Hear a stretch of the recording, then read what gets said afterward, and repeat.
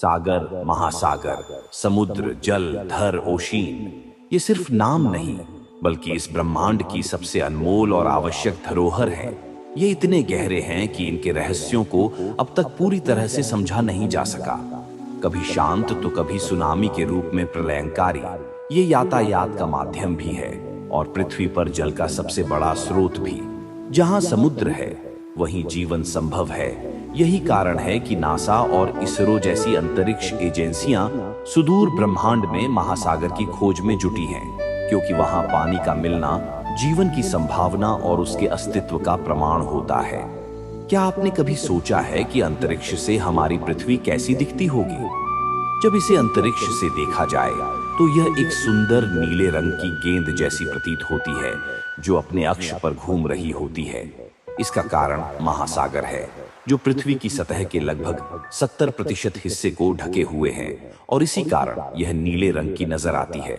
पृथ्वी पर जीवन के अस्तित्व में भी महासागरों की अहम भूमिका रही है। दिलचस्प बात यह है कि हमारे सौर मंडल में पृथ्वी ही एकमात्र ऐसा ग्रह है जहां तरल जल मौजूद है और इसका 97% भाग महासागरों में समाया हुआ है।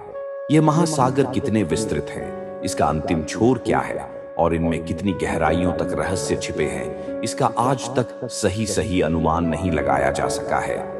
वैज्ञानिकों के पास महासागरों की मात्र 5% जानकारी है, बाकी 95% अभी भी अनदेखे और अनजाने हैं। सोचिए, जब केवल 5% महासागर की खोज में इतनी अद्भुत चीजें सामने आई हैं, तो इनकी अज्ञात गहराइयों में और कितने रहस्य छिपे होंगे। अब यह समझना जरूरी हो जाता है कि महासागर कैसे बने, वे पृथ्वी पर क्यों हैं, उनके महत्व क्या हैं और कितने प्रकार के महासागर इस धरती पर मौजूद हैं।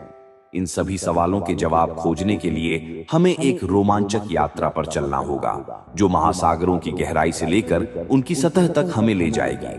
करीब 3.8 अरब साल पहले जब पृथ्वी ठंडी होने लगी, तब यहाँ मौजूद गैसीय पानी तरल में बदलने लगा।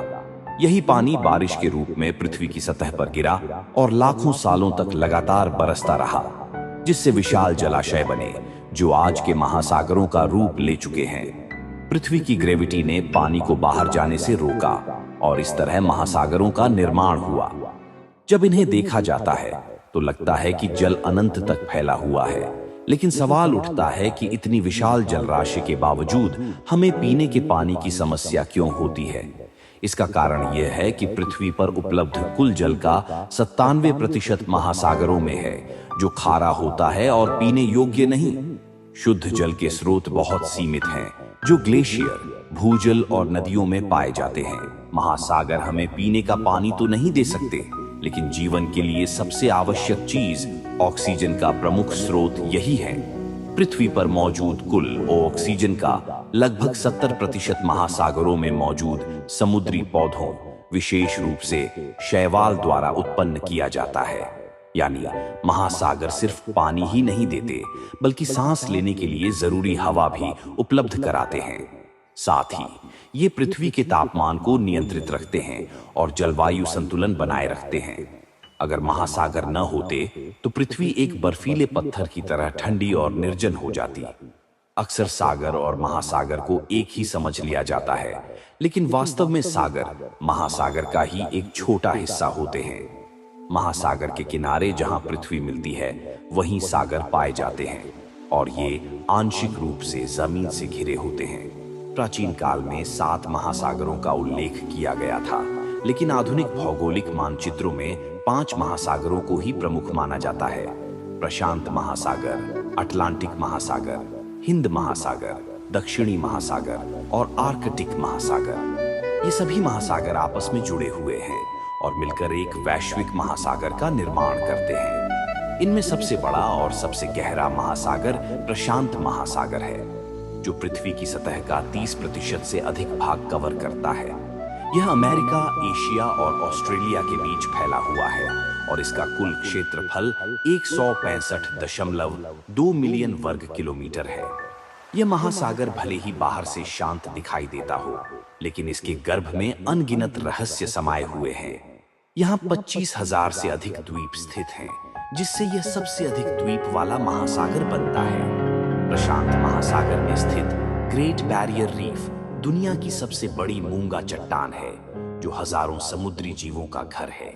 इसके बाद अटलांटिक महासागर आता है, जो दुनिया का दूसरा सबसे बड़ा महासागर है और पृथ्वी की 25% सतह को कवर करता है। यह समुद्री व्यापार का प्रमुख मार्ग है और इसके तल में विशाल अंडर वाटर पर्वत श्रृंखलाएं मौजूद हैं, जैसे कि मिड अटलांटिक रिज। इस महासागर में कई रहस्यमयी घटनाएं होती रही हैं, जिससे बरमूडा ट्रायंगल जैसी रहस्यमयी जगहें प्रसिद्ध हुई हैं। हिंद महासागर तीसरा सबसे बड़ा महासागर है और इसे सबसे गर्म महासागर भी माना जाता है। यह एशिया, अफ्रीका और ऑस्ट्रेलिया के बीच स्थित है और इसका नाम भारत के नाम पर पड़ा। प्राचीन भारतीय ग्रंथों में इसे रत्नाकर कहा गया है, क्योंकि यहाँ दुर्लभ खनिज और प्राकृतिक संसाधन प्रचुर मात्रा में मिलते हैं। ये महासागर ऑन-एयर ट्रांसपोर्ट का सबसे प्रमुख मार्ग भी है, जहाँ से दुनिया की 40% तेल आपूर्ति होती है। दक्षिणी महासागर, जिसे अंटार्कटिक महासागर भी कहा जाता है, पृथ्वी के दक्षिणी ध्रुव पर स्थित है। यह महासागर बहुत ठंडा होता है और इसकी सतह पर हिमखंड तैरते रहते हैं। यह महासागर पृथ्वी के जलवायु संतुलन में महत्वपूर्ण भूमिका निभाता है और इसमें प्राकृतिक गैस, तेल और अन्य खनिज भंडार प्रचुर मात्रा में पाए जाते हैं। सबसे छोटा महासागर आर्कटिक महासागर है, जो उत्तरी ध्रुव के चारों ओर फैला हुआ है। यह सबसे ठंडा महासागर है और इसकी सतह अधिकांश समय बर्फ से ढकी रहती है। हालांकि जलवायु परिवर्तन के कारण यहाँ की बर्फ तेजी से पिघल रही है, जिससे समुद्र स्तर बढ़ने का खतरा बढ़ गया है। इन महासागरों की गहराइयों में अब भी अनगिनत रहस्य छिपे हैं। वैज्ञानिकों का मानना है कि भविष्य में जब तकनीक और विकसित होगी, तब शायद हम इन महासागरों की पूरी सच्चाई जान सकें। लेकिन एक बात तय है, महासागर सिर्फ जलराशि नहीं, बल्कि पृथ्वी के जीवन का आधार है और इनका संरक्षण हमारे अस्तित्व के लिए अनिवार्य